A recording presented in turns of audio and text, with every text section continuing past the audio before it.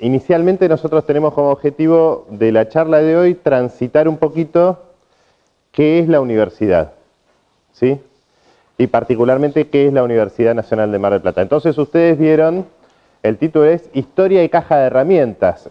Seguía obviamente por los títulos que ustedes tienen en el módulo, ¿sí? Tenemos un segmento que es de historia, que vamos a hablar ahora un ratito, pero no vamos a desarrollar 2 horas haciendo una clase de historia, porque a pesar de que a mí me interesa muchísimo, porque yo soy profe de historia, puede que a ustedes no les apasione, y es legítimo y está bien, ¿sí? Que no les apasione no quiere decir que no les interese, ni quiere decir que no tengan que tenerlo claro, porque todos los dispositivos complejos se van conformando a partir de ideas, movimientos, errores, correcciones, problemas, la resolución de esos problemas, etcétera, etcétera. Entonces, nosotros ahora estamos en un lugar, que es la universidad, que nos da una sensación de vivir una experiencia de privilegio, porque estamos en un espacio al que realmente accede poca gente, ¿sí? No estoy diciendo que ustedes sean privilegiados, pero sí que tienen que vivir como un privilegio esto de estar en la universidad, ¿sí? ¿Por qué? Bueno, porque hay otros sistemas universitarios en el mundo en los que cualquier hijo de vecino no puede ir a la universidad, ¿sí? Sin ir más lejos, ustedes van a los países limítrofes y no es que vos terminás la secundaria, te anotás en la facultad y vas y no pones en juego el futuro de tu familia por eso, ¿sí? Nosotros tenemos acá, y cursando con nosotros también, tenemos estudiantes chilenos, estudiantes brasileños, que o bien tienen que pagar mucho para llegar a la universidad, o bien tienen que rendir exámenes que son prohibitivos. Digamos, son imposibles para cualquiera que no se prepare de manera extraordinaria para ese examen. Por lo tanto, tienen que pagar profes particulares. ¿Miento? Es verdad, me dice acá. Yo le digo miento y él mueve la cabeza así. No, vos tenés que decir, no, no mentís, tenés que decir.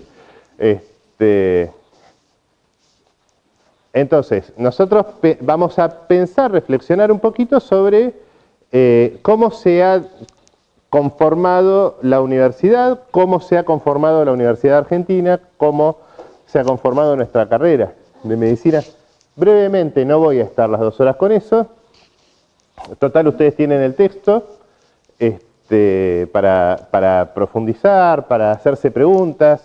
Si ustedes hay algo del texto que les interesa, les llama la atención o les interesa averiguar bien cómo fue la cosa, hay un montón de recursos para investigar más, así que están siempre invitadas e invitados a entrar en detalle de aquello que les llama la atención sobre lo que estudian, sobre historia o sobre cualquier otro tema, ¿sí? Entonces, ¿qué nos dice el texto que tenemos en el módulo? Nos dice, primero, una afirmación concreta. La universidad como institución es una creación propia de la Europa de la Edad Media, ¿sí? Tenemos por ahí algunas reivindicaciones de otras zonas culturales que habrían tenido instituciones de formación, entre comillas, superior. Bueno, pero esas instituciones no tienen las características de lo que después se configuró como una universidad, ¿sí? Yo qué sé, hay gente que reivindica la Biblioteca de Alejandría como si fuera una universidad o unas experiencias también en otros espacios culturales. Pero lo cierto es que el invento universidad viene de la Europa de la Edad Media. ¿Por qué? Bueno, ahí nosotros explicamos en el texto, ¿no?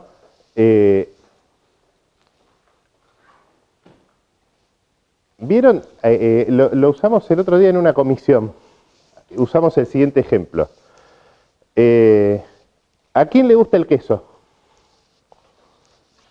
A la enorme mayoría de ustedes, ¿no? Bien. ¿A quién le gusta el queso Roquefort? Bien. Cuando ustedes van al mercado, ¿está publicado queso Roquefort? No, estaba publicado queso azul. ¿Cómo? A ver, dijo algo ella. Como queso azul o algo así. Cerca porque te tiene que escuchar el micrófono. Que está puesto como queso azul. ¿Escuchaste? ¿No? Queso azul. Está publicado como queso azul. ¿Quién me dice por qué? Bien. Roquefort es una denominación de origen. ¿Qué significa eso? ¿Alguien conoce otra denominación de origen? La torta Thatcher, que es una chocolate que sí o sí le tenés que poner Thatcher cuando esa torta porque... Me estoy enterando ahora, Bien, ¿y quién la hace? Creo que en Italia, en Europa. En un lugar específico. Bien, ¿otra? El champán, mirá, esta vive bien, ¿eh? Le gusta el queso Roquefort, le gusta el champán, bien. ¿Por qué las denominaciones de origen vinculan un producto con una región? Ese es el concepto de denominación de origen. Porque las personas que se dedican a la elaboración de ese producto en esa región consideran y se han ocupado durante generaciones en que las características de la producción de ese producto sean de excelencia. ¿Para qué? Para tener el mejor producto y que en el resto del mundo paguen por ese producto de origen de manera diferencial respecto de los productos parecidos hechos en otros lados. Ustedes dirán, ¿qué tiene que ver esto con la universidad? Vamos por partes. ¿Sí? Primero, este concepto que yo estoy diciendo implica una preparación. ¿Sí? Para hacer el queso Roquefort en Francia, ellos utilizan un tipo de lácteos, un tipo de espacios de conservación, un tipo de materiales, un tipo de herramientas, un tipo de prácticas de higiene, etcétera, etcétera, etcétera. Plazos, cuidados, etcétera, etcétera, etcétera, etcétera. ¿Sí? Ahora, si nosotros vamos, ¿sí?, a la fábrica esta de queso Roquefort de Francia y queremos meter mano, ¿qué pasa? Nos sacan, ¿sí?, nos pegan en la mano y dicen, usted no toque acá. ¿Por qué? Porque usted no hizo el curso de quesero de nuestra región. Si es para mí no estoy, estoy ocupado, decirle justo. Sí. ¿Se entiende esto? En los espacios donde se generan prácticas de excelencia, se generan prácticas de reproducción de esas prácticas. ¿Sí? Ese modelo, hola, ese modelo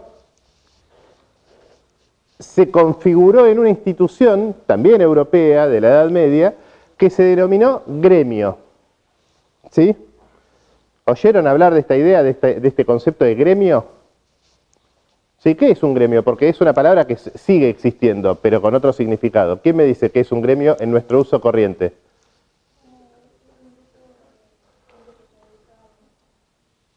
¿A qué? A lo mismo. Un grupo de gente que se dedica a lo mismo. Muy bien, esa es una buena definición. Y en nuestro... ¿Quién dijo otra cosa por acá? Yo escuché una voz, o escucho voces. No, mirá, por acá. ¿Qué es un gremio? ¿Nadie usa en su casa, nadie escuchó la palabra gremio? Es un grupo de personas que están con un bien común por velar por los trabajadores, por sus derechos, por sus obligaciones. ¿Cómo se llama además? ¿Sindicato? Un sindicato. Bien. Entonces, ¿por qué a los sindicatos se les denomina gremio? Por esto que dijo ella, que es, ¿tu nombre? Por lo que nos dijo Martina. Porque es gente que se dedica a lo mismo.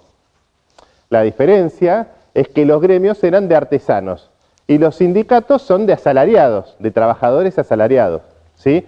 Que son cosas distintas en términos sociales, pero acá no nos vamos a poner en ese detalle, en esa filigrana. Lo importante es destacar que los gremios no solo eran gente que se dedicaba a una profesión, sino que era gente que se dedicaba a reproducir las buenas prácticas de la profesión, ¿sí?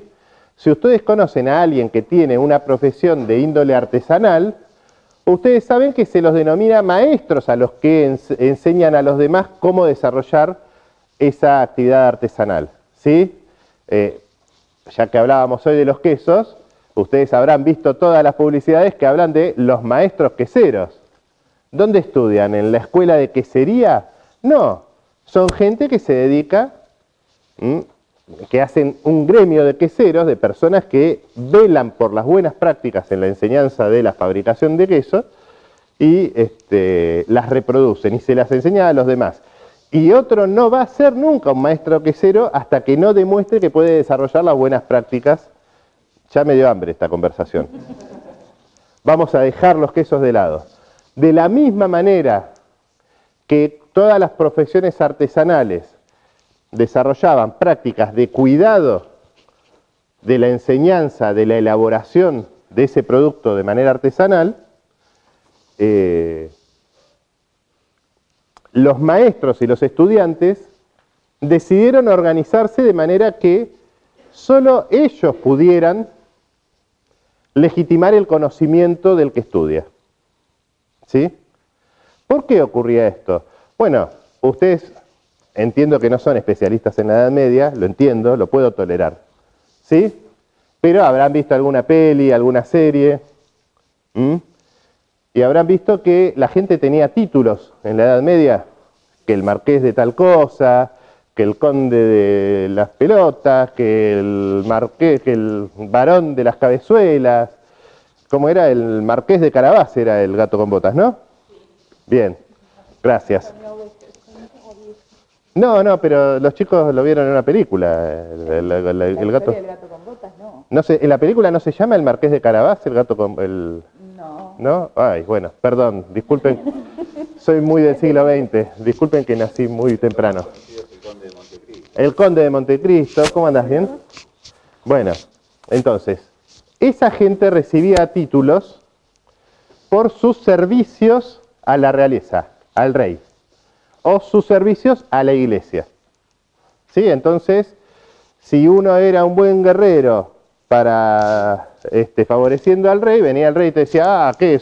Te voy a dar para que cuides las tierras que quedan en esa región, en la frontera, y te voy a denominar el marqués de aquella región. ¿Sí?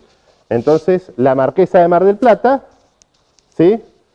Y vos vas a gobernar sobre ese lugar porque yo lo digo. Yo te nombro, te pongo una espada en el codo, en el hombro, no me acuerdo qué hacían, una ceremonia, y lo nombraban con un título. ¿Sí? Pero ese título era honorífico. Ahora, ¿qué pasó? En un momento dado, por esos mismos servicios entraron a otorgar títulos a troche y moche. Y bueno, vos ibas, le chupabas un poco las medias al papa o al rey o al obispo y te nombraban gran maestro de chupar las medias. ¿Sí? Entonces empezó a haber un poco de confusión. ¿Por qué? Porque los que estudiaban se esforzaban mucho y recibían el mismo título de doctor que aquellos que lo único que hacían era chuparle las medias al rey, al conde, al papa o al obispo. Entonces hicieron esta organización, dijeron, bueno, nos vamos a organizar gremialmente para que seamos nosotros los que legitimamos el conocimiento de aquel que estudia. ¿Sí? Aquellos que vinieron, aquellas que vinieron a las charlas de la semana pasada, habrán visto que el profe Mariscal les hablaba de los planes de estudio. ¿Sí? ¿Qué son los planes de estudio? Bueno, una forma de organizar el conocimiento y la enseñanza. ¿Sí? Entonces, ¿qué hicieron los maestros, los profesores y los estudiantes? Se organizaron para decir, va a tener un título referido al conocimiento solo aquel que cumpla estos procedimientos. Y no aquel que le chupe las medias al rey. ¿Sí? Y para eso estamos. O sea, ¿quién legitima el conocimiento de aquel que está formado? La comunidad universitaria. ¿Sí? Si ustedes tienen algún amigo que tenga un título, un familiar, van a un consultorio médico o psicológico, van a un abogado y ven el título en un cuadrito en la pared, ¿lo vieron? ¿Alguien lo vio? ¿Alguien lo leyó? ¿Sí? ¿Qué dice? Nada, más dice. Nosotros los representantes... No, ese es el preámbulo de la Constitución. ¿Qué dice? No, pero habla de que el presente certificado certifica que fulanito de tal ha cumplimentado... Bien, más o menos, bien. Está muy bien. ¿Quién nace? Dice, el rector de la Universidad Nacional de Mar del Plata, dicen los títulos de nuestra universidad, los de otra universidad dirán su respectiva universidad, certifica que, ¿tu nombre? Gisela, vamos a inventar un apellido, Gisela Pérez, ha realizado los estudios correspondientes, ha realizado y completado los estudios correspondientes de la carrera tal, por lo tanto se le otorga el título de médica. Entonces ustedes ven el título en la pared y ven grande el nombre de la persona y el nombre del título. ¿Sí? Mi título dice, el señor Carlos Fernando Hudson, natural de Mar del Plata, dice, porque, sí, dice natural de Mar del Plata, ha completado los estudios, por lo tanto se les pide el presente título de profesor en historia. Eso es mi título. ¿Sí? A los tantos días del mes de julio, no me acuerdo qué día era, de 2007 me parece que me recibí, no me acuerdo. Bueno, sí me acuerdo, sí, 2007. Entonces, en ese título, ahí tenemos cómo está organizado, y lo firma el rector, y lo firma el decano de la facultad, y lo firma el recibido, yo. ¿Sí? Entonces, ahí tenemos ese modelo. Es la universidad que certifica que cumpliste con las pautas propuestas para recibir el título. ¿Sí? Ustedes, ¿cómo empiezan a desarrollar las pautas propuestas para recibir el título de médico? Con el ciclo inicial. ¿Sí? Ustedes se anotan, hacen los trámites correspondientes, demuestran que son ustedes, así el título dice que son ustedes.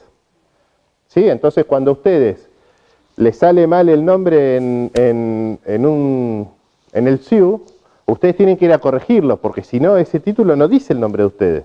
Y es importante. Por eso se les pregunta el origen.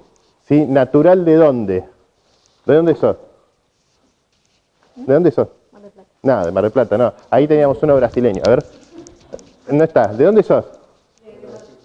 ¿Qué más específico? ¿Brasilia?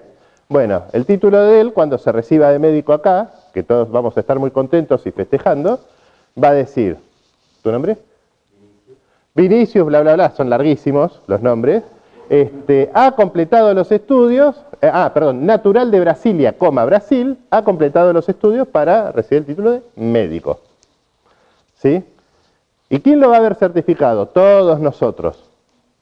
Por eso lo que hacemos en la universidad es público. Es todo público. ¿Sí? Nosotros tomamos un examen y publicamos las notas. Las notas son públicas. ¿Por qué? Porque si yo sé que Vinicius no estudió, ¿no? Está de parranda, está publicando en las redes sociales todo el día bailando arriba de las mesas y qué sé yo, y yo estoy quemándome los ojos estudiando, si Vinicius se saca un 10, a mí me resulta raro. ¿Sí? Y entro a preguntar qué pasa. Eso no pasa en realidad. No pasa. Nosotros vemos a nuestros estudiantes todo el día, pobrecitos, adelgazando porque no paran de estudiar, o engordando porque no paran de comer mientras estudian. Pero bueno, lo cierto es que si nosotros vemos una incongruencia entre lo que ocurre y los resultados, a nosotros nos va a hacer ruido y lo vamos a deslegitimar. Y en la universidad a nosotros nos importa muchísimo la legitimidad de los procedimientos. Entonces nos ocupamos de que no ocurra, ¿sí? Y ustedes van a ver a lo largo de su vida universitaria que somos pesadísimos con eso, ¿no? Mirá, vos no podés hacer eso porque, y te hacemos todo el cuento de las consecuencias de que vos hagas una cosa que está reñida con el reglamento. ¿Sí? ¿Por qué? Porque el reglamento no es que nosotros seamos fanáticos de la reglamentación, el reglamento tiene que ver con acuerdos que se hacen para evitar problemas, ¿sí? Bueno, pero ya eso es como otro tema y que está más vinculado a la charla de la semana pasada. Bueno, entonces, tomen asiento, que hay lugar para todos.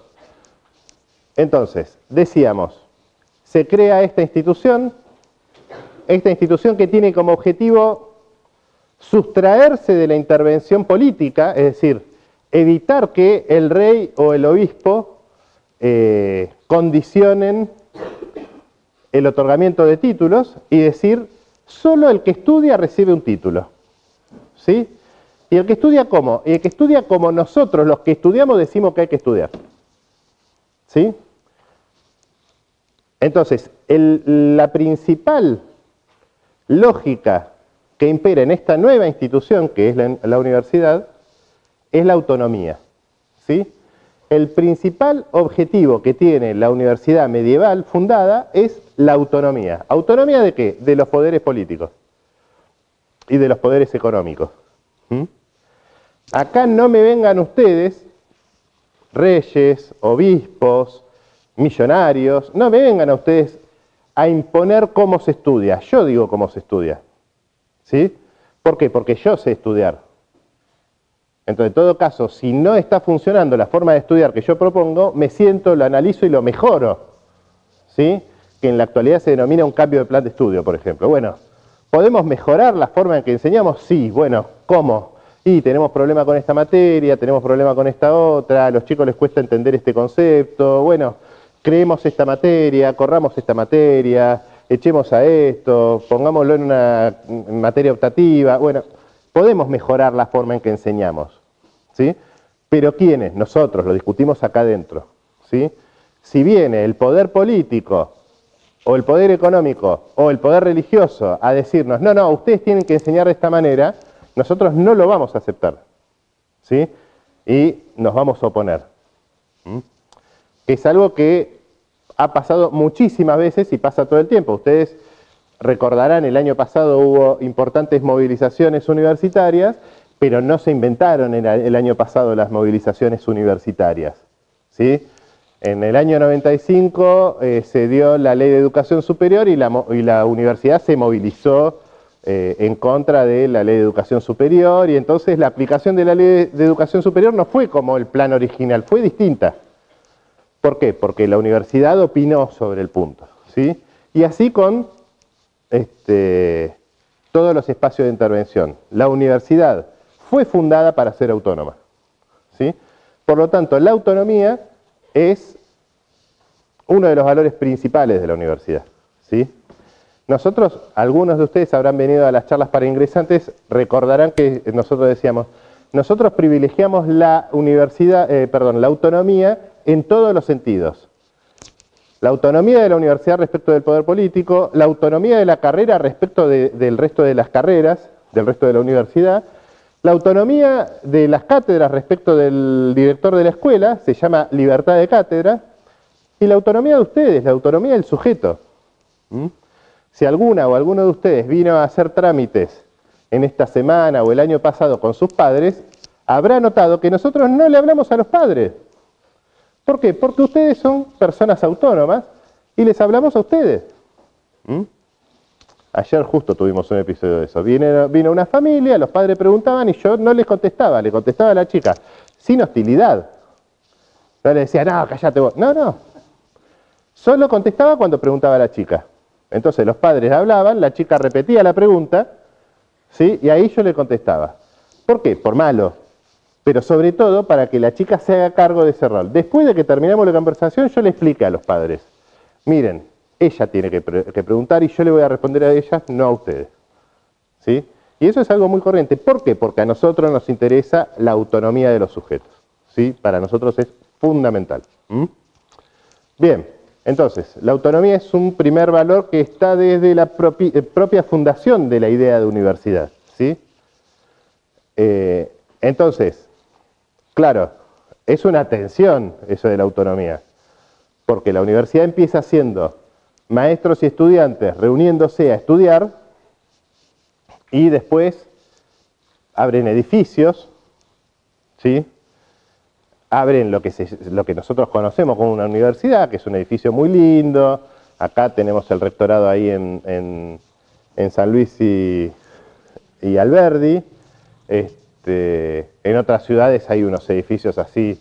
Yo estuve en la Universidad de Bolonia, que es la primera universidad del mundo, y tiene unos edificios que, claro, son del 1100.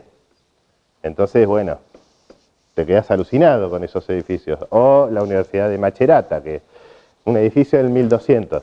¿Se cursa ahí? No, no, porque está de conservación. Es como decir, ay, entré a la primera universidad. Pero, esa universidad, esa reunión de estudiantes y profesores necesitó un edificio, por lo tanto necesitó inversión, necesitó movimiento económico. Entonces ahí la autonomía siempre estuvo en tensión, ¿sí? Porque ¿quién vio la conveniencia de una institución dedicada a generar de manera autónoma conocimientos de excelencia? Los poderes políticos y los poderes económicos. Dijeron, che, está bueno esto. No quieren saber nada con nosotros, pero está bueno. ¿Sí? Entonces, ¿qué tenemos que hacer? Y fundamos universidad de nosotros. O les ofrecemos plata. ¿Y qué les decimos? No, nosotros no queremos intervenir en la autonomía de la universidad. Nosotros queremos que ustedes puedan desarrollar sus actividades porque nos beneficiamos de los resultados. ¿Sí? Si ustedes forman, en ese momento, ¿qué se formaban? Se formaban médicos, abogados y teólogos. Si ustedes forman buenos médicos, vamos a tener menos problemas de salud. Si ustedes forman buenos abogados, vamos a perfeccionar la calidad de la administración del Estado. ¿Sí? Del reino sería en ese caso. Si ustedes forman buenos teólogos, vamos a poder administrar mejor las características del poder eclesiástico. Entonces, si ustedes observan, nosotros tenemos dos tipos de universidades. Las que están, estoy hablando de las universidades medievales hasta el siglo XIX, digamos. Las que están fundadas por, de manera autónoma y financiadas por los estados, que son las universidades de las ciudades. ¿Los estados cuáles? Los estados o reales, en los casos de las monarquías, o regionales, por ejemplo las universidades que acabo de nombrar, la Universidad de París, la Universidad de Bolonia, la Universidad de Macerata. Todas esas universidades son creadas por la comunidad y financiadas por los estados. Y después tenemos las universidades eclesiásticas. ¿Sí? Si ustedes se fijan, hay un montón de universidades que se llaman San Fulano o Santa Fulana. ¿Sí? ¿Por qué? Bueno, porque originalmente fueron fundadas por una congregación religiosa. ¿Sí? Y eso tiene que ver con esa tensión que hay entre la autonomía primigenia, digamos, básica de la idea de universidad y la conveniencia de generar universidades para que los poderes políticos puedan servirse de los resultados de esa institución que es autónoma. Es decir, es autónoma, pero a nosotros nos sirve. No es nuestra, pero nos sirve. Ustedes piensen en todas las instituciones que hay sobre las que ustedes no tienen intervención, pero que les sirven. ¿Sí? Un montón. Bueno, creadas por una congregación religiosa es la primera universidad de la actual Argentina. ¿Cuál es? Bien, Córdoba. Ahora Universidad Nacional de Córdoba, originariamente Universidad de Córdoba. ¿Sí? La Universidad de Córdoba fue fundada por los jesuitas. ¿Sí? ¿Alguien estuvo en Córdoba? ¿Conoce Córdoba? ¿Fue a la universidad? ¿Sí? Bien. Ah, bien. Sí, sí, bueno, está bien. Yo también fui a conocer y a hacer un curso una vez. Pero no era en la Universidad de Córdoba, nos mandaban ahí a ¿cómo se llama? A las sierras. Bueno, no importa. Pero sí, vos conocés, está la iglesia, está el edificio de la universidad, la universidad pegada a la iglesia. Claro, después hay una cosa, un movimiento general, no es un movimiento que se da solo en Argentina, sino en todo el mundo, que a partir del siglo XIX se va a dar un proceso de secularización. Es decir, se van, ya lo hablamos, no, con ustedes no lo hablamos. ¿Alguien sabe lo que es secularización? ¿Quién lo dijo? ¿Quién lo dijo? Bien, separarse de la iglesia, ¿sí? Entonces, ¿cuál es el ejemplo que tenemos de secularización? El matrimonio civil. ¿Sí? Antes la gente se casaba solo por iglesia, ahora se casa por civil, ¿no? Vamos ahí al registro civil, acá en Independencia, le tiramos arroz a los amigos, a los parientes, ¿sí? Bien, antes eso se hacía solo en la iglesia. Y los que llevaban el registro oficial de quién estaba casado con quién era la iglesia, no el Estado. Bueno, ese proceso fue cambiando, ¿sí? Otro proceso es la educación. Como ustedes saben, los que somos más grandecitos, tenemos la experiencia de haber ido a la escuela de la 1420, que es la ley de educación común del siglo XIX, la de Sarmiento, ¿sí? Que fue modificada en el 93, 1993. O sea, los que fuimos a la escuela antes de 1993, a la escuela primaria, digo para que no hagan cuenta, los que fuimos, ¿está tomable eso? ¿Me van a convidar? Los que fuimos a la escuela antes de 1993, fuimos a la escuela de la ley 1420, que tenía como características laica, pública y obligatoria. ¿Sí? Todos los niños de 6 a 11 años, creo, estaban obligados a ir a la escuela. Si vos no mandabas a tu hijo a la escuela, venía la policía y te metía preso. ¿Sí? Bueno, teóricamente ahora también, ahora viene un asistente social y te amenaza. Pero antes era así. ¿Sí? Conocí casos, de gente que fue, tac, tac, la policía le dijo, mire señor, si no manda a las nenas a la escuela, nosotros lo vamos a llevar preso. Entonces el señor mandaba a la nena a la escuela. Bien. Ese proceso, esa ley, perdón, es parte de ese proceso de secularización. Antes la educación estaba reservada o estaba sobre todo desarrollada por las congregaciones religiosas, ¿sí? Después de eso pasó a estar bajo la tutela del Estado, ¿sí? Durante varios años el Estado tuvo prácticamente el monopolio de la educación. Tuvo enorme proporción de la educación básica y de la educación media, aunque existían las escuelas privadas, sobre todo confesionales, y el monopolio absoluto de la educación universitaria, ¿sí? Entonces, ahora vamos a hablar de eso. Entonces, decíamos, todo esto para decir, que originalmente las universidades fueron de congregaciones religiosas, después pasaron a estar bajo la lógica secular del Estado. Ese proceso en la Universidad de Córdoba se dio, te señalo a vos porque sos la que nombraste Córdoba, no porque sea cordobesa, se dio a lo largo del siglo XIX. A principios del siglo XIX se fundó la Universidad de Buenos Aires. ¿Para qué? Para que las élites no tuvieran que viajar a Córdoba para estudiar y para hacerse abogados, ¿sí? ¿Por qué? Porque la universidad en ese momento era una universidad que estaba reservada a las élites, no era que cualquier hijo de vecino iba. Era un espacio cerrado, pequeño, reducido, donde iban los hijos de las familias importantes. No iba, digamos, la mayoría de ustedes no hubiera ido a esa universidad, no hubiera podido ni imaginarse ir a esa universidad. Y además era arancelada, ¿sí? Pero además, sí, vengo acá porque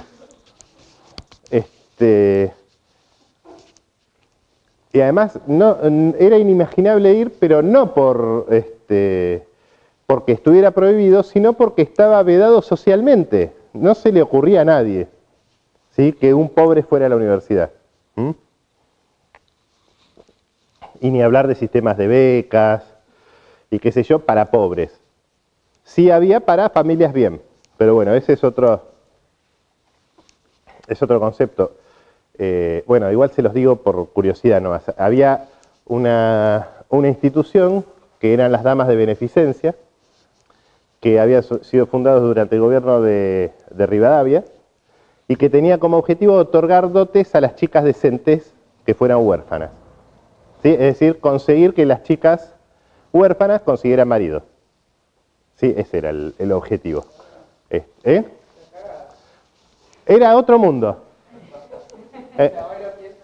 Pero estás en el siglo XXI, desde acá cualquiera, qué porquería, cómo vivían. Vivían los parámetros de ese mundo, ¿no? Nosotros vivimos en los parámetros del siglo XXI. Ahora nosotros estamos presenciando ahora mismo un resurgir de prácticas racistas y xenófobas, y sin embargo durante todo el siglo XX estuvimos diciendo eso está mal. ¿Sí? Y ahora parece que hay gente que le parece bien discriminar al extranjero, al diferente, al que tiene preferencias sexuales diversas. Y nosotros estuvimos en un camino de liberación de esas tensiones y ahora volvió. ¿Qué sé yo? El mundo va y viene. Los valores de la gente, de las sociedades y las comunidades. Bueno, eso fue un paréntesis. ¿Sí? Pero decía, en este proceso de secularización del siglo XX se termina de conformar el Estado Nacional, las universidades de las congregaciones religiosas pasan a estar bajo la égida de la ley del Estado, ¿sí? Y se hace una primera ley de educación superior, en realidad ley universitaria, no de educación superior, en la que decía las características muy básicamente, era muy general, de gobierno de las universidades de Buenos Aires y la Universidad de Córdoba. De hecho, la ley las nombraba. ¿Sí? Decía, el rector de la Universidad de Buenos Aires y de la Universidad de Córdoba será nombrado por el presidente de la Nación, ¿sí?, de una terna elevada por los académicos. ¿Sí? O sea, la universidad se reunía y decía, vamos a decir que ellas tres, que tienen el mate, por eso las vamos a poner en la terna, que ellas tres son las candidatas a rectora. Y se lo elevaban al presidente de la Nación. Y el presidente de la Nación miraba los antecedentes y decía, qué buenos mates que sea esta chica, la nombro a ella. O por ahí decía, ninguna de las tres me gustan, pásenme otros. ¿Sí? Y te terminaba nombrando a vos, porque te acordás de que existe Córdoba. ¿Sí? Y te nombraba a vos, pero era una prerrogativa del presidente de la Nación. ¿Sí? De vuelta, esa es una universidad reservada para las élites, que tenía como objetivo que las familias más poderosas del país siguieran reproduciendo esas lógicas de poder, ¿sí? Siguieran siendo las familias más poderosas del país. Y sus hijos fueran los abogados, fueran los funcionarios, los hijos que no iban a la universidad, ¿a dónde iban? Al ejército o a la iglesia, ¿sí? Entonces las familias poderosas se reservaban ese lugar preeminente en la sociedad. ¿Sí? Bien. Pero en un momento, ahora ya podemos hablar de Argentina. Ustedes fíjense que antes yo hablaba de lo que después fue Argentina, cuando se fundó Córdoba, en lo que después fue la Argentina. Ahora ya podemos hablar de la Argentina. ¿Cuándo hablamos de Argentina? Después de 1860, ¿sí? De la reunificación entre la Confederación Argentina y la provincia de Buenos Aires. ¿Sabemos de qué hablamos? ¿Vieron la avenida Carlos Tejedor? ¿Sí? Bueno, Carlos Tejedor era el gobernador de la provincia de Buenos Aires y Roca era el presidente de la Nación. Se pelearon, ganó Roca y se fundó La Plata para echar a las autoridades de la provincia de Buenos Aires.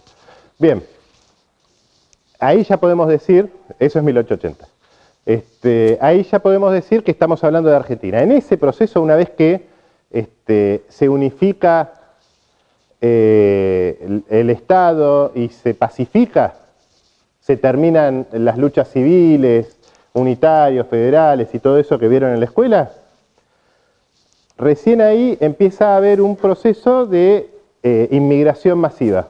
¿Mm? ¿Cómo es tu apellido? Sí, tuyo. ¿Cómo? ¿De dónde es? Vasco. ¿Cómo es tu apellido? ¿Eh? ¿De dónde es? Alemán. Alemán. Mirá, ¿cómo es tu apellido? Sánchez. Bien, español. Sí, sí, de acá a la China. ¿Tu apellido? Montenegro, también es español. Bien, ¿tuyo? Vilas, pero le dije a él, no importa, está todo bien. Díaz, Díaz. También español. También español, ¿vos? ¿Y vos? Él, que le dije antes y él me está esquivando. No mires para atrás. A vos, todo el tiempo te pregunté a vos. Francés. Bien. Ninguno italiano, pregunté, pero seguro que si yo digo italiano levantan la mano un montón. A ver. Bien. En la Argentina hay mayoría de apellidos italianos. ¿Por qué? Porque en el periodo desde 1870 hasta 1910 vinieron masivamente los italianos. ¿Sí? ¿Por qué? Porque Italia y España eran las regiones más pobres de Europa.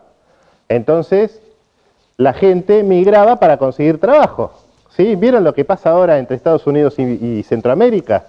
O entre Argentina y Europa, que la gente se va a Europa a conseguir trabajo. Bueno, antes pasaba entre Europa y Argentina. Venían acá a conseguir trabajo. Porque allá no tenían. Pasaban hambre, había pobreza, estaba desarrollándose el capitalismo industrial y justo eran las regiones en donde no funcionaba el capitalismo industrial, entonces eran todos campesinos pobres o pescadores pobres y se vinieron a Argentina, se fueron a Estados Unidos, se fueron a Brasil, de distintas regiones de Europa. ¿Sí? Bien, en ese movimiento la Argentina pasó a ser un país absolutamente inmigrante. Para que ustedes se den una idea, en la década de 1900, en la ciudad de Buenos Aires, 1 de 3 personas hablaba castellano. ¿Sí? 1 de 3 personas hablaba castellano, dije. El resto hablaba italiano o el idioma de su país de origen. ¿Sí? Perdón, 1 de 3 varones hablaba castellano. Y en términos generales, la mitad de las personas hablaba castellano, ¿sí? Incluyendo las mujeres, porque la migración era sobre todo masculina. Entonces, en ese universo de diversidad y de inmigración y qué sé yo, ahí es donde se generan sobre todo 2 grandes instituciones. Uno, la que ya les dije, que es la Ley 1420 de Educación Común, que tenía como objetivo argentinizar a los hijos de inmigrantes, ¿sí? Que fue una ley exitosa, fue una política de Estado exitosa de la historia argentina, tan exitosa que duró 100 años. ¿Sí? Agarró a chicos que no hablaban el idioma y los convirtió en argentinos. ¿Sí? Y en 100 años había liquidado el analfabetismo. ¿Sí? Después vino la catástrofe, pero no importa. Sí importa porque es lo que pagamos ahora, pero bueno, no es el tema de ahora. La otra gran institución que se funda a fines del siglo XIX es la colimba, que es algo que pasaba, sus padres o abuelos lo habrán vivido, ustedes afortunadamente no, que era el servicio militar obligatorio. ¿Sí? ¿Para qué era eso? Para que los jóvenes también se argentinizaran. ¿Sí? Entonces obligaban a todos los jóvenes de 20 años, después de 18 años, a ir al ejército, ¿sí? Durante 1 año. ¿Sí? También masculinos, ¿no? Y el objetivo era también nacionalizar a esas masas diversas. ¿Sí? Bien, esos chicos que fueron a la escuela de la Ley 1420, cuando crecieron, fueron a la secundaria y cuando crecieron eran hijos de inmigrantes a los que les había ido bien. ¿Sí? Por lo tanto, muchos de esos tenían plata y sus hijos eran buenos estudiando. Entonces, ¿qué pasó? Empezaron a poder pagar la universidad. ¿Sí? Esos hijos de inmigrantes fueron enviados por sus padres a la universidad. Hay, de vuelta, vamos a seguir con el callejero marplatense. A mí me encanta hablar de las calles, porque yo puedo entender que ustedes no sepan de historia, pero las calles alguno las conoce. ¿Alguien conoce la calle Florencio Sánchez? Bien, ¿dónde queda? Bien, continuación para allá, para el lado de Puerto, ¿no? Cruzamos Juan B. Justo por Catamarca y Florencio Sánchez. ¿Sí? Todo cuando venimos de ahí hacemos una U y giramos por Juan B. Justo, ¿no? Bien. ¿Quién es Florencio Sánchez? ¿Quién me dice? Ah, ni idea, bien. ¿Alguien que viva en la calle Florencio Sánchez y haya tenido que investigar esto para la escuela? No tuve que investigar. Tenía que haber esperado a que terminara de hablar. Dale. No conozco mucho la historia, pero vivo ahí. Ajá. ¿Y sabes quién era? No. Un escritor. Era un escritor cuya obra más famosa se llama Mi hijo el doctor, que es una frase que ustedes tienen que haber escuchado, ¿no? Bien. Mi hijo el doctor. ¿Qué cuenta la historia esa? Cuenta la historia de unos inmigrantes que mandan a su hijo a la universidad. ¿Por qué? Porque quieren que el hijo sea doctor. Y el orgullo de esos padres pobres, inmigrantes, brutos, ignorantes, analfabetos y qué sé yo, es que su hijo fuera a la universidad y fuera doctor. ¿Sí? Entonces, hola profe, ¿cómo está? Muy bien, qué gusto verla. La profe Yani. Entonces, la universidad se transformó con la recepción de los hijos de inmigrantes. ¿Sí? Se convirtió en un espacio diferente. Yo les había dicho, era una institución creada para que las élites reproducieran las lógicas sociales del poder. Y ahora venían estos caídos del catre, hijos de brutos, no de gente bien, hijos de extranjeros, de gente que ni siquiera hablaba bien el idioma. Imagínense la indignación que había entre las clases superiores, digamos, de la sociedad y este nuevo fenómeno de hijos de extranjeros yendo a la universidad. Y obviamente la universidad no estaba preparada para eso como institución. ¿Y eso que generó? Tensiones. Tensiones en muchos sentidos. Y esas tensiones fueron generando adaptaciones de la universidad. A veces a través del diálogo y el acuerdo. Y otras veces a través de la violencia y el conflicto. ¿Sí? Entonces ahí en el módulo aparecen unos episodios a principios del siglo XX en la UBA, con los planes de estudio, con el comedor, con los albergues para estudiantes. ¿Sí? Y después el otro episodio más notable y reconocido es la reforma universitaria, ¿sí? Que es en 1918 y se da en Córdoba.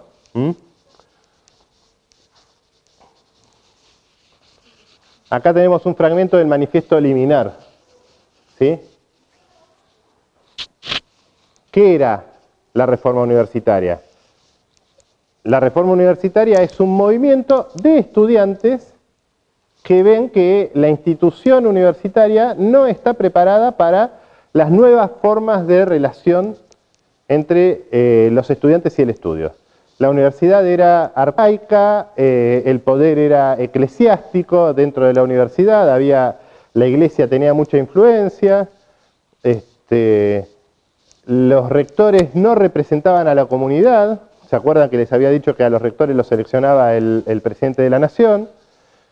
Esos rectores no tenían nada que ver con la universidad, había mejores candidatos y no eran elegidos rectores, etcétera, etcétera. Entonces, eso generó conflictos. En ese conflicto que fue muy violento con, hay algunos casos, bueno, no importa. El manifiesto liminar que ustedes tienen en el módulo,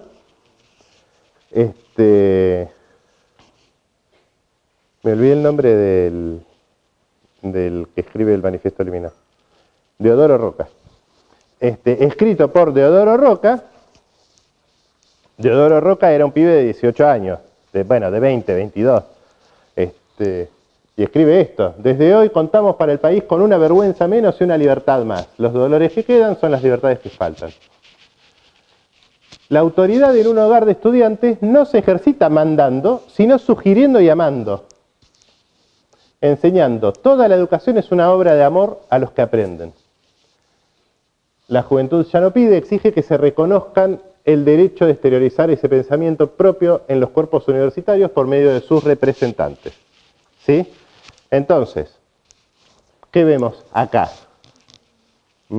Están impugnando la forma en que se ejerce la autoridad.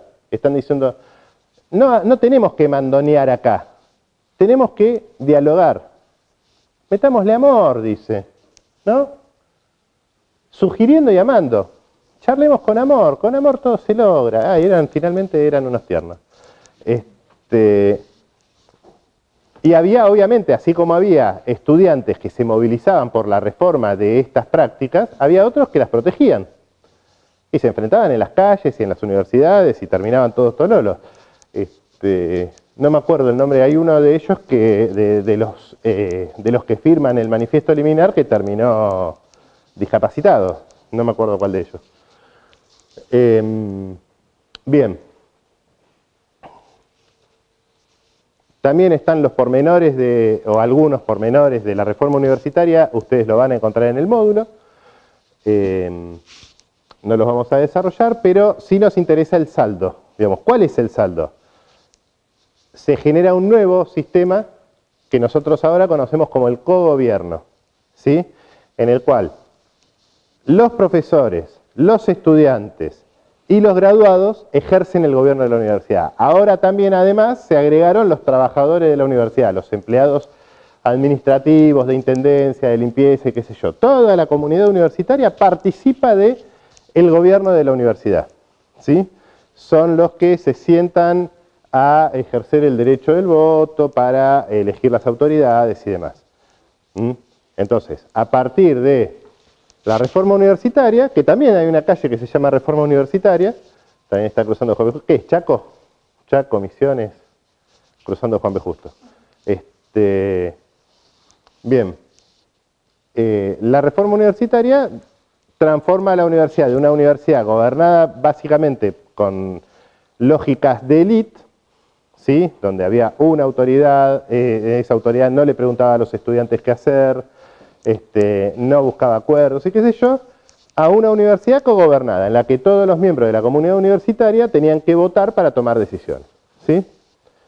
Y obviamente se termina de consagrar en la reforma universitaria el carácter autónomo de las universidades respecto del poder político y del poder eclesiástico.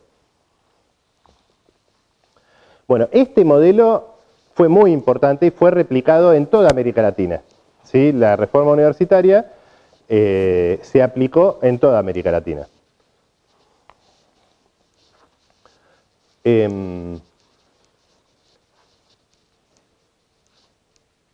Nosotros podíamos decir, bueno, qué lindo, comieron perdices, fueron felices, comieron perdices, y a mí no me dieron porque yo no quise, ¿no? Que es lo que decíamos en los cuentitos, pero la vida real no es así, porque termina un conflicto y empiezan dinámicas nuevas. Entonces, la universidad, con esta lógica autónoma, se mantuvo y pasa lo que pasa en todas las universidades, en todas las instituciones que se cierran en sí mismas, que empiezan a ser cuestionadas. ¿Sí?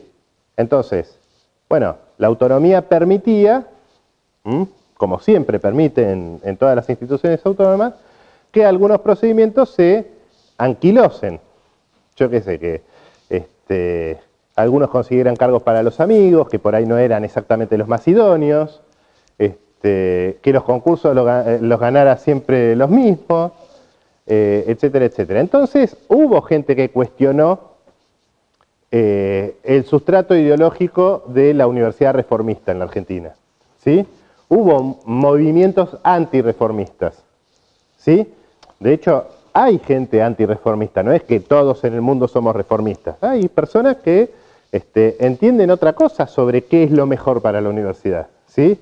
Algunos piensan qué sería lo mejor para la universidad y otros piensan que sería lo mejor para determinado sector social y por lo tanto la universidad pasaría a ser ahí un lugar instrumental, ¿sí? Pero entre a quienes piensan lo que sería mejor para la universidad, bueno, también están aquellos que piensan que la autonomía no es exactamente lo mejor y tiene algún criterio, ¿sí? Particularmente durante la década del 40 el peronismo estuvo en contra de la autonomía de las universidades. ¿Por qué? Bueno, primero por una cuestión política básica. La universidad había estado en contra del peronismo, por lo tanto, el peronismo no quería a los universitarios, ¿sí? ¿Y qué decía? Como cualquiera que no quiere a la universidad, ¿qué hace? Bueno, la ataca de alguna manera, no sé si alguna vez lo vieron a eso. Entonces dice, no, ahí no se sabe lo que pasa, ahí hacen lo que quieren con la plata, ahí hacen lo que quieren con el cargo, ¿sí? No sé si lo escucharon alguna vez. Bien, bien. Entonces, ¿cuál es la lógica del peronismo en ese punto? Decían ellos, nosotros tenemos que llenar de pueblo la universidad. ¿Por qué? Porque el pueblo no accede a la universidad. ¿Sí? Los trabajadores no acceden a la universidad, los pobres no acceden a la universidad, por lo tanto la universidad no se preocupa por los pobres ni se preocupa por los trabajadores. ¿Sí? Y nosotros, que somos el gobierno del pueblo, tendríamos que hacer algo para evitar que la universidad se encierre en sí misma. ¿Sí? Es un argumento. Es un argumento. Para colmo, además, no nos quieren, más fácil estar en contra de eso, ¿no? Entonces, ¿qué terminó pasando? Bueno, hubo conflictos, y en un momento determinado el peronismo le dio una estocada a sus opositores universitarios, que es poniendo la gratuidad universitaria, ¿sí? Todo lo contrario del conflicto que vivimos actualmente. Nosotros tenemos un gobierno que, si fueran por él, ellos cerrarían la universidad, ¿sí? La privatizarían. ¿Sí? Dijo, a esto, ¿saben qué le voy a hacer? Le voy a poner gratis la universidad. ¿Sí? ¿Para qué? Para que los que puedan acceder no sean solo los hijos de las clases medias y los hijos de los ricos, sino que vayan también los hijos de los pobres y los hijos de los obreros. ¿Sí? Y efectivamente fue una solución virtuosa. Entonces la universidad siguió siendo reformista, pero con los hijos de los pobres adentro. ¿Sí? Y eso cambió la agenda universitaria. Es decir, la universidad pasó también a ocuparse de temas que antes no se ocupaba. ¿Sí? ¿Cuándo quedó claramente patente eso? En la década de 1960, que es la época de oro de la Universidad Argentina. ¿Sí? ¿Por qué? Bueno, porque ahí salieron a las zonas empobrecidas, a hacer investigaciones, a intentar generar políticas para mejorar las condiciones de vida en las periferias, para entender el fenómeno de las migraciones internas, ¿sí? Para generar saneamiento de espacios públicos, etcétera, etcétera, etcétera. Que eran problemas que no afectaban a las élites, ¿sí? Es decir, sí las afectaban de manera indirecta, ¿sí? Es decir, que crecieran las villas miserias en la periferia de la ciudad, sí, generan violencia urbana, generan delitos, qué sé yo, pero directamente no afectan a las élites, porque las élites están bien cuidadas en sus campos, en sus casas, en sus edificios, con seguridad privada y qué sé yo.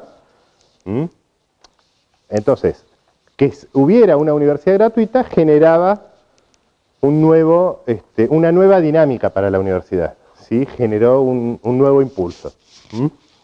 Porque era una universidad que recogía la excelencia propia de poder decidir autónomamente qué se estudia y cómo se estudia, pero además recibía las demandas de los sectores populares. Entonces se dinamiza la extensión, etcétera, etcétera. ¿Sí? Entonces eso es lo que configura el modelo universitario argentino en esta universidad que nosotros reivindicamos todo el tiempo como universidad pública, gratuita y cogobernada, ¿sí? Y autónoma. ¿Qué otro elemento podemos agregar como para cerrar la parte de historia? Qué bien que estamos con el tiempo, vamos a... ¿En punto? Perfecto. Tenemos 3 horas más, ¿no, profe? Sí. Sí. Decía, el otro elemento que a nosotros nos configura el tipo de universidad que tenemos hoy es ya posterior a los procesos tan traumáticos de las dictaduras de la década del 60 y del 70, ¿sí? La Revolución Argentina y el proceso de reorganización nacional, que fue una dictadura muy feroz y que tuvo una política universitaria muy clara, que era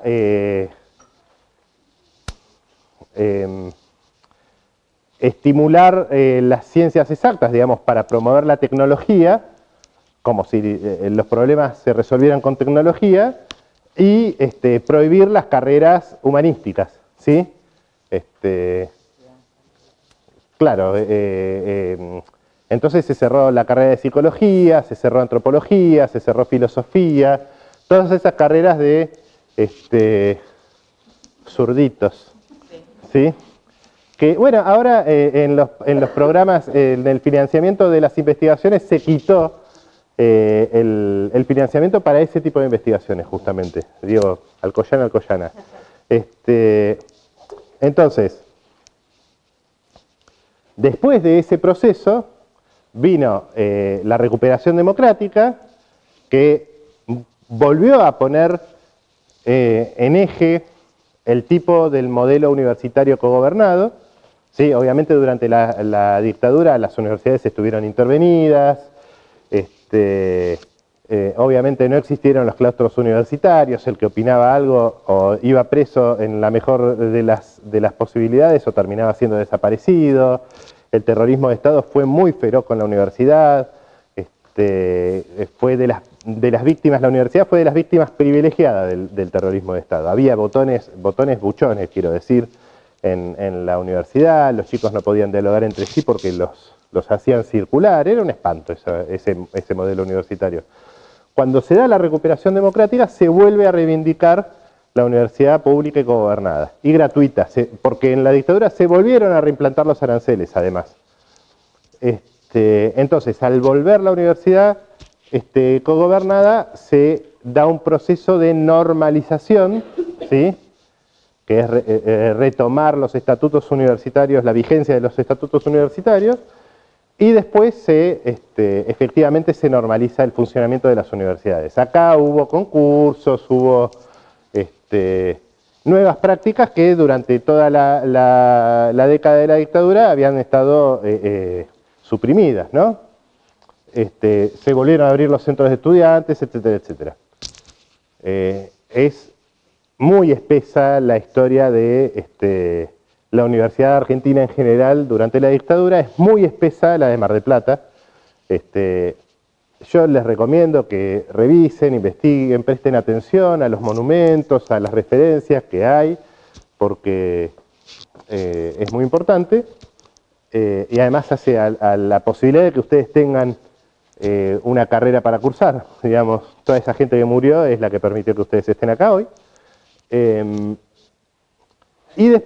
¿Sí? Sí, hay. Hay algo interesante. A mí me tocó participar de la actualización de una cartelería que hay acá en la Facultad de Humanidades. Te estoy hablando del año 2010, una cosa así. Y me pareció interesantísimo porque tuve que investigar mucho y entre la investigación que tuve que hacer tuve que leer los informes de la derecha, ¿sí? Los que reivindica la derecha como propios. Y claro, reivindicaban sus propias víctimas. Entonces nosotros encontrábamos que a fulano lo había matado una patota de la AAA y en los estudios de memoria completa aparecía reivindicado como víctima de ellos. Es una cosa loquísima. Entonces nosotros teníamos el problema de cómo hacer, de cómo verificar eso para los monumentos, para las cartelerías. Y es problemático. Por suerte avanzaron los procesos judiciales. Yo me acerqué por el mate, avanzaron los procesos judiciales y demás, entonces hay bastante más claridad sobre el tema. Pero sí, hay para investigar, está bueno y te lo recomiendo. Gracias. Y el otro hito importante se da en la década del 90, se lo nombré hace un rato, que es la Ley de Educación Superior. ¿Sí? La Ley de Educación Superior se dicta en el 95, son 2 años antes de que yo entrara a la universidad, el 95, yo entré en el 97, o sea que me enteré de la discusión pero no participé. ¿Sí? Participé como secundario, como estudiante secundario. Como que llegué tarde a ese debate, pero igual se me hizo costumbre, yo llego tarde a los debates. Pero el debate interesante ahí era el problema de la autonomía, porque la Ley de Educación Superior lo que hace es agarrar todas las universidades que se manejaban de manera absolutamente autónoma y convertirlas en un sistema. ¿Sí? Es decir, hablar de un sistema universitario, se generó el CIN, que es el Consejo Universitario Nacional, y se generó la CONIAU, que es de lo que hablábamos la semana pasada en la charla, que es el organismo que acredita las carreras universitarias. ¿Vieron eso que salió en los medios y mucho en las redes hace un par de semanas, en enero? Sobre que los títulos de los médicos de Argentina van a servir para todo el mundo. A los brasileños les interesó mucho esa noticia, lo replicaban mucho. Sí, en serio, todas nuestras estudiantes brasileñas poniendo en las redes eso. ¿Por qué se da eso? Bueno, porque la Argentina en el 95 había creado la CONIAU y la CONIAU analiza los planes de estudio para ver la validez del título. Entonces, si vos tenés un sistema de acreditación de calidad, gracias, ya estamos, si vos tenés un sistema de acreditación de calidad, podés hacer que todo el sistema universitario se legitime en sí mismo y frente al exterior, ¿no? Bueno, eso nosotros estábamos en contra de que ocurriera, porque originalmente la CONIAU iba a estar conformada por representantes de las universidades nacionales, representantes de las universidades privadas y representantes del gobierno nacional y no me acuerdo cómo se llamaba, no se llamaba Fuerzas Vivas, pero las empresas.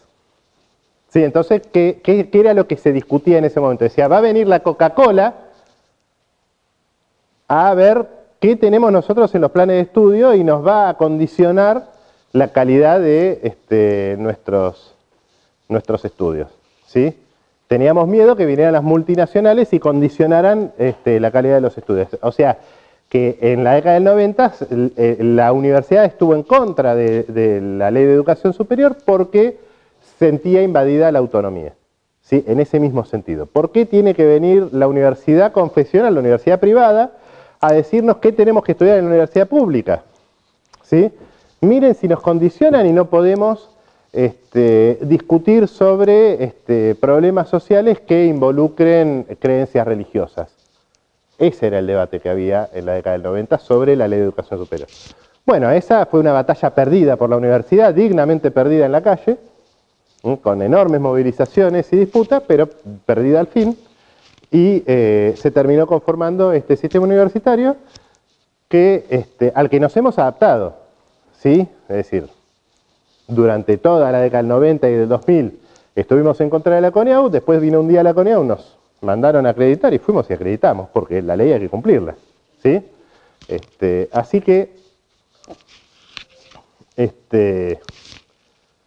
tenemos, claro, y antes se había hecho la Ley de Educación Superior en base a la modificación de la Constitución que valoraba la educación como un bien público, ¿no? Entonces, ahora nosotros tenemos un sistema universitario vigente, estamos transitando una situación crítica de la universidad, esto ustedes lo saben, lo ven en los medios, lo ven en la calle, ¿sí? Nosotros consideramos que la política del actual gobierno, que tiene como objetivo perjudicar a la universidad, y a nosotros nos parece importante preservar ciertos aspectos de la forma que tiene la universidad, porque los favorece a ustedes y genera la posibilidad de que ustedes tengan el ejercicio de un derecho. Entonces, estamos todo el tiempo movilizándonos en defensa de la universidad pública, ¿sí? Puede ocurrir que nos tengamos que aguantar algunos paros, algunas huelgas este año, porque va a seguir siendo un año conflictivo. Nosotros lo lamentamos, pero lo hacemos. ¿Sí? Es lo que pasa en la vida universitaria. Nosotros lamentamos porque no nos gusta, nos importa mucho poder tener las clases, nosotros trabajamos por objetivos, entonces suspender una clase nos modifica todo el esquema de dictado, tenemos que hacer cosas para recuperar lo que perdimos, y qué sé yo, es mucho trabajo, pero hay veces que es más importante hacerlo. Bien, eso sería, en resumen, toda la parte de historia, ¿sí?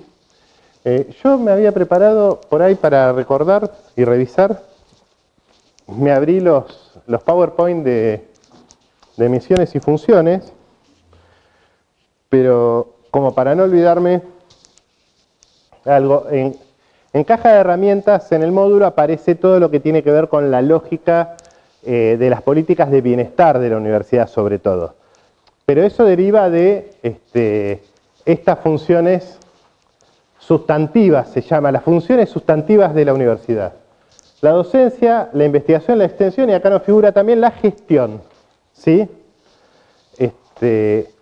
Para nosotros es importante que la universidad enseñe, que la universidad investiga y que la universidad vaya al territorio, ¿sí? Que la universidad tenga relación con el medio social, ¿sí?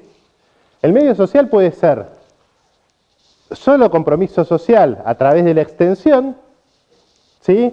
E ir y, como hacemos nosotros, campañas promopreventivas en los barrios y qué sé yo, o puede ser lo que se denomina transferencia. ¿Qué es transferencia? Articular con el medio productivo, ¿sí? ¿Para qué? Bueno, para que mejoren las prácticas productivas. Entonces, las empresas más importantes del puerto o del cordón industrial tienen relación con la universidad. ¿Por qué? Porque hacen pasantías, permiten que los investigadores experimenten con su forma de producir o con sus productos, entonces mejoran los productos, las características de la gestión de la comercialización también, etcétera, etcétera, etcétera. Entonces, la universidad siempre, digamos, es mejor la calidad de la universidad cuando está conectada con el medio social y con el medio productivo, ¿sí? Nos enteramos mejor de los problemas si vamos al barrio y lo caminamos, y nos enteramos mejor de cómo funciona el sistema productivo si estamos en las empresas y en el espacio de la producción trabajando.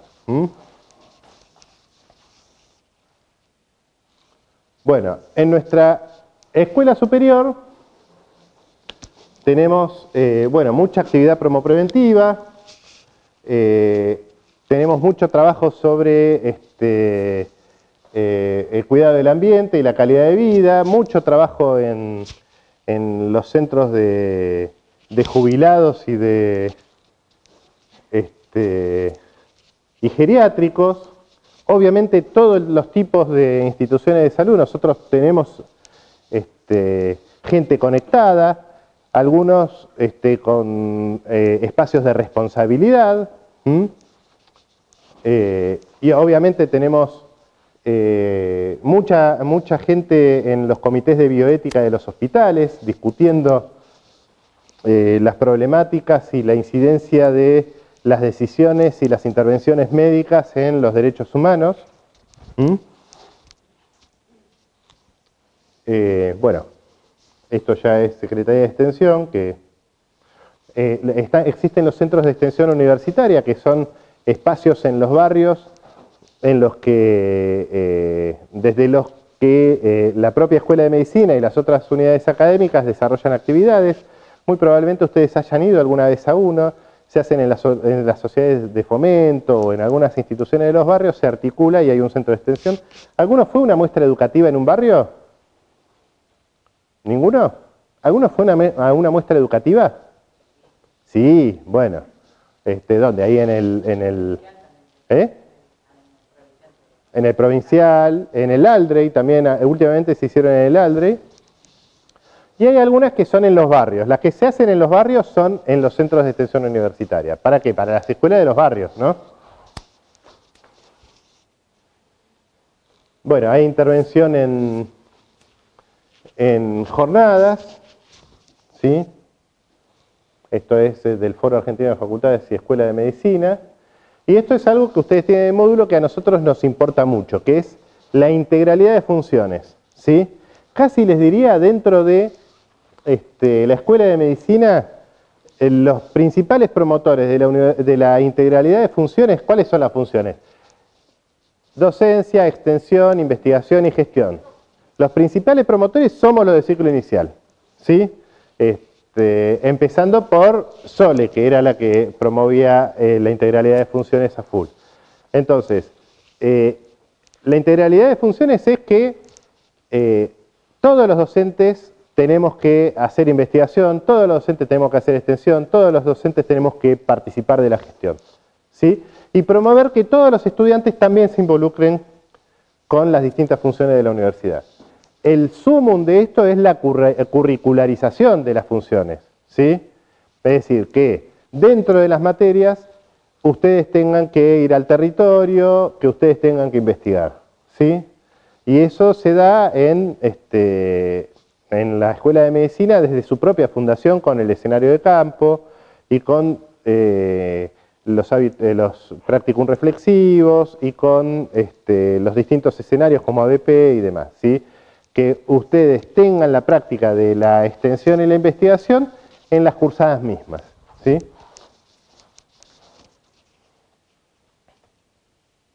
Bueno, y lo último es las prácticas sociocomunitarias que en nuestra universidad son obligatorias, en nuestra carrera de medicina están, es decir, son obligatorias para toda la universidad y en nuestra carrera de medicina están integradas también con el escenario de campo.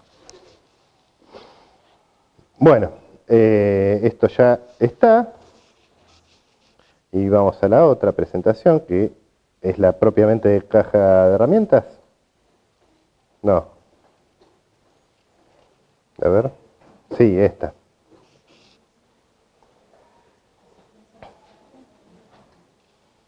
Porque cuando nosotros hablamos de esto de que ustedes tengan que ejercer el derecho de estudiar, ustedes puedan ejercer el derecho a estudiar, los derechos, y esto es algo que ustedes van a ver en la carrera, los derechos implican obligaciones, ¿sí? Si ustedes tienen el derecho a algo, nosotros tenemos la obligación de generar las condiciones para el ejercicio de ese derecho, ¿sí? Entonces, nosotros estamos todo el tiempo diciendo, no, nosotros defendemos el derecho de nuestros estudiantes a estudiar. Bien, bárbaro, nos aplaudimos, nos sentimos unos capos. Ahora, ¿qué hacemos nosotros para que ustedes realmente puedan ejercer ese derecho? Bien. Bueno, primero, hacemos nuestro trabajo, lo básico, ¿sí? Venimos, cumplimos, damos clase, eso elemental, ¿sí? Nos importa, no nos gusta cuando alguien no lo hace, generamos conflicto cuando alguien no lo hace, cuando alguien tiene que cumplir y no cumple, nosotros nos enojamos y nos peleamos, y qué sé yo, eso es algo muy propio de la vida universitaria. Y, bueno, esto no, esto, bien, esto.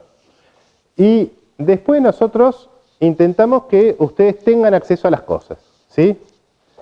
A veces este acceso se puede hacer con herramientas prácticas a las que ustedes pueden acceder, ¿sí? Cuando nosotros estudiábamos, que no existían cosas como el SIU, nosotros teníamos que hacer una cola cada vez que había que hacer un trámite, teníamos que llenar papelitos, ese papelito tenía que recibirlo un empleado que siempre estaba malhumorado, y tardábamos para hacer esto que ustedes hacen de inscribirse a las materias o inscribirse a los exámenes y qué sé yo, nosotros teníamos que dedicar 2 horas mínimo, ¿sí? Bueno, con este tipo de dispositivos como el SIU, todo esto, para solicitar un examen, un certificado de alumno regular, que ustedes van a poder entrar y hacer un clic, 2 clics y lo sacan, nosotros teníamos que pedir un papelito, llenarlo, entregarlo y pasar la semana siguiente a buscarlo. ¿Sí? Eso ya no existe más. Ustedes son afortunados y eso es porque la universidad, las universidades, el CIU es un conglomerado de universidades, las universidades intentan que sea más fácil el acceso al ejercicio de los derechos de ustedes. ¿Sí? Ustedes tienen derecho a demostrar que son estudiantes de la universidad, ustedes tienen la obligación de ser regulares para pedir el certificado de alumno regular. ¿Sí? Una vez que cumplen esa condición, tienen que poder sacar lo más rápido posible su certificado para poder hacer sus trámites tranquilos y sin tener que venir a rogarnos a nosotros que le demos un papelito. ¿Sí? Porque si no, es un infierno la vida. Pasamos. Y otro elemento que tenemos es que ustedes puedan acceder al material. Por eso nosotros tenemos este entorno virtual, que afortunadamente nosotros lo teníamos antes de la pandemia, el campus virtual. Entonces, si ustedes prefieren imprimir el material y manejarse con papel, se manejan con papel. Si ustedes no tienen plata para imprimir, igual tienen acceso al material, ¿sí? Y no necesitan gastarlo. Y eso parece que es como una verdad de perogrullo, pero es un derecho que ustedes ejercen sin preguntarse de dónde sale. Y está bueno tener en cuenta que es parte de una política, porque si no creemos que la política es mala palabra. Sí, nos comemos el camelo ese de que toda la política es mala. No, bueno, hay políticas que son buenas. Por ejemplo, que ustedes tengan acceso al material de estudio en su casa y sin tener que gastar guita, bueno, es una buena política. Y hubo gente que la pensó, la decidió, la discutió, vieron la conveniencia. Antes de la pandemia, cuando vos proponías trabajar con entornos virtuales, te acusaban de liberal. ¿Sí? Te decían, yo me acuerdo, yo concursé antes de la pandemia un día y dije, no, bueno, yo mostraba un campus, le decía, no, porque esta es una herramienta que sirve para que los chicos tengan acceso al material, qué sé yo. Un poco liberal, me dijo una. Se ve que no. Bueno, para nosotros es el ejercicio del derecho, es que ustedes puedan acceder al material. Después con el material ustedes lo imprimen, no lo imprimen, lo leen en el teléfono. A nosotros nos costó mucho entender que ustedes estaban mirando el teléfono en clase porque estaban leyendo. Bueno, porque ustedes se manejan así, es una generación que se maneja con el teléfono. A nosotros nos gustaba imprimir. ¿Sí? Bueno, es más barato, es más cómodo, es mejor para ustedes. ¿Sí? Yo les sigo recomendando que impriman, porque cognitivamente es mejor. Pero bueno, vamos. Vamos, esto lo hablaron ya, acá. La otra forma que nosotros tenemos de garantizar los derechos son las políticas de bienestar. ¿Sí? Entonces, nuestros estudiantes tienen un montón de políticas de bienestar que acá están todas graficadas en sus logos. ¿Sí? La más importante es el servicio social universitario, que es la casita esta con los libros, ¿sí? La de allá arriba. El servicio social universitario trabaja con las situaciones de vulnerabilidad social, ¿sí? Si alguna o alguno de ustedes tiene un problema y necesita acompañamiento social, va al servicio social universitario, se le hacen entrevistas, se trabaja. No puede ir alguien que no tiene un problema a pedir algo, porque el servicio social universitario va a trabajar, va a definir que está pidiendo algo que no le corresponde y no le va a dar el beneficio.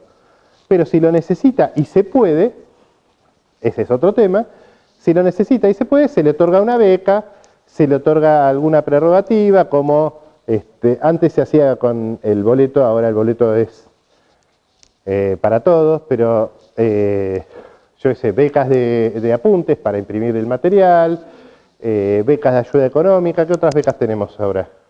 Becas de comedor para que no tengan que pagar el comedor, etcétera, etcétera. ¿Qué otra política clarísima de bienestar tenemos? El comedor universitario. ¿Sí? Allá. ¿Sí? ¿Alguien sabe lo del comedor? ¿Alguien lo conoce? Bueno, este año todavía no está funcionando, abre en el mes de marzo, creo, esperemos. El año pasado tardó bastante en abrir, sí, tuvimos muchas peleas por eso. Pero bueno, el comedor universitario, desde que abre hasta que cierra en diciembre, ustedes todos los días pueden ir y almorzar por un precio que es irrisorio. ¿Sí? El año pasado, ¿qué estaba? 800... No, menos, no, los chicos pagaban menos, 800 pagamos nosotros. 500 pesos pagaban. Y tenían un menú completo, ¿sí? Con almuerzo, agua de la canilla, está bien, pero era un señor almuerzo con fruta, fruta o postre, balanceado, digamos, hecho para que ustedes cumplan con las necesidades nutricionales, ¿sí? No es una cucharada de arroz como la cárcel, ¿no? A veces hay comida que nos gusta más, a veces hay comida que nos gusta menos. Entonces, si no queremos la comida que hay y podemos no comer ahí y comer en otro lado, comemos en otro lado. Y si no, comemos ahí y comemos la comida que hay y que no es la que preferimos y somos unos campeones, no pasa nada. ¿Sí? Tenemos también el programa de discapacidad y equiparación de oportunidades, que, bueno, como su nombre le indica, es para generar los ajustes necesarios para aquellas personas que tienen alguna discapacidad y que puedan tener igualdad en el desarrollo de sus actividades. Igualdad quiere decir equidad, no quiere decir que por una condición de discapacidad alguien va a probar más fácil. No, lo que se hace, a ver, un ejemplo muy sencillo que nosotros tenemos habitualmente. Las personas hipoacúsicas se sientan más adelante. Entonces, si el aula está muy llena, el profesor le tiene que decir a que está sentado adelante, mira, correte que se tiene que sentar tu compañero que es hipoacúsico. Se termina el asunto, no requiere ninguna ciencia, ¿sí? Pero sí requiere que la gente sepa eso y que haya una institución que al profesor que no hace esa política lo obligue a hacerlo. Porque en el caso del hipoacúsico es más fácil, pero hay otros casos que son más complicados, ¿sí? Un ejemplo que tenemos son las personas que tienen dislexia, ¿sí? ¿Cuál es el ajuste necesario? Bueno, le tenés que hacer el examen de ciertas características. ¿Tenés que preguntar otras cosas? No, podés preguntar lo mismo, pero tenés que usar la letra más grande, tenés que tener más espaciadas las líneas. Es una pagada, pero a los profesores les da cansancio hacerlo. Entonces vamos nosotros y los obligamos a hacerlo, ¿sí? Y es una política que desarrollamos día a día, ¿sí? Una política que tiene como objetivo equiparar las oportunidades de las personas con discapacidad, ¿sí? Después tenemos el Programa Integral de Políticas de Género y el Protocolo de Género, que no son lo mismo. El Programa Integral de Políticas de Género es el que se ocupa de que la perspectiva de género esté integrada en las currículas y que promueva las prácticas de igualdad de género y demás. Y el protocolo de género en realidad se llama Protocolo de Actuación en Casos de Violencia de Género, ¿sí? Entonces, cualquier persona que esté viviendo una situación de violencia de género se acerca y nosotros generamos mecanismos para evitar que esa persona siga viviendo esa situación de violencia, ¿sí? Obviamente no metemos preso a nadie porque no tenemos además competencia para eso, etcétera, etcétera, pero llevamos adelante políticas. Por ejemplo, si es una relación entre compañeros, corremos de comisión a las personas que tienen el conflicto, si es una situación entre docente y estudiante también, etcétera, etcétera, ¿sí?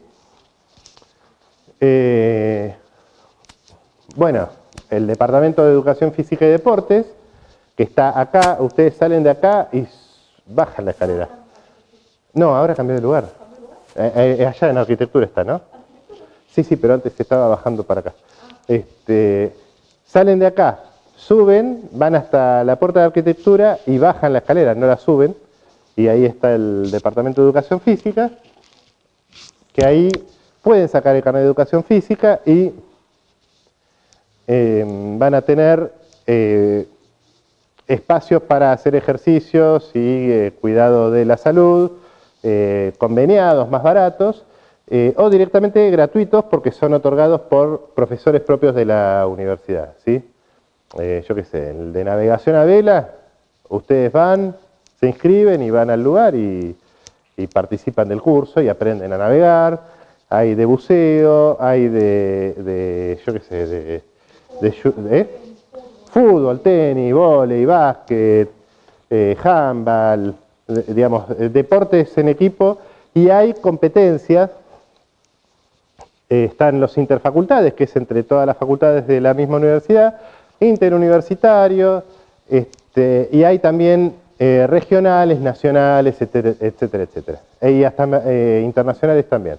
Nosotros tenemos un estudiante que el año pasado creo que se fue a competir natación, ¿sí? No sé si en Tailandia, no sé, donde hicieron un mundial universitario. Entonces tenemos políticas de deportes para cuidado de la salud, es decir, recreativas o por el ejercicio en sí mismo, y también tenemos política de deporte competitiva, ¿sí? Tenemos para elegir. Y eso es lo que nosotros resumimos en el concepto de caja de herramientas. Después ustedes en el módulo tienen, ¿no? ¿Qué tenemos? ¿Qué viene después? No, bien. Sí, los detalles de esto. Después ustedes en el módulo tienen los detalles de esto, tienen los contactos de esto. Ustedes pueden entrar a las páginas, preguntar y acceder a los beneficios de cualquiera de estas políticas. Además, particularmente nosotros en la Escuela de Medicina tenemos el programa de acceso, acompañamiento y permanencia, programa integral de acceso, acompañamiento y permanencia, que es gestionado justamente por el equipo del ciclo inicial, o sea, nosotros. Así que, en el caso de necesitar articular con cualquiera de las políticas de bienestar de la universidad, o cualquiera de ustedes tiene algún problema específico que le complica las instancias universitarias, se acerca y lo trabajamos, ¿sí? Como siempre decimos, no somos magos, no tenemos solución para todo, pero nosotros intentamos que ustedes no abandonen la carrera porque tienen un problema externo, sino porque quieren. Si ustedes quieren abandonar la carrera, todo bien, nosotros no obligamos a nadie a estudiar. Pero si tienen un problema, en la familia nos quedamos sin trabajo, tenemos un problema habitacional, por ahí no se lo solucionamos porque no les conseguimos alquileres, no le pagamos el alquiler a ustedes. Pero por ahí ayudamos a pensar alternativas, ¿sí? Si tienen cualquier otra dificultad vinculada con discapacidad, vinculada con violencia, vinculada con lo que sea, ahí hablamos con nosotros y generamos intervenciones. Salud, etcétera, etcétera. Y ahora, por ejemplo, vieron que está el trámite ese para los pedidos de prioridad y qué sé yo, también lo articulamos nosotros, eso. Entonces, tenemos un montón de políticas y dispositivos para garantizarles a ustedes el derecho a estudiar. Sino ayudar a garantizar ese derecho para no solo ustedes, sino los demás, ¿sí? Y creo que con esto tenemos un cierre hermoso para nuestra charla, ¿no? Nada. Ahí vamos. Bueno, muchas gracias, chicas, chicos, nos vemos.